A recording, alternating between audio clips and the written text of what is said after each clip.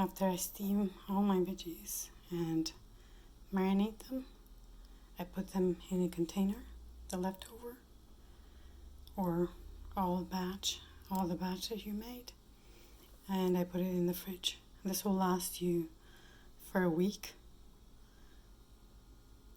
to eat as a side dish, and it's delicious and super healthy.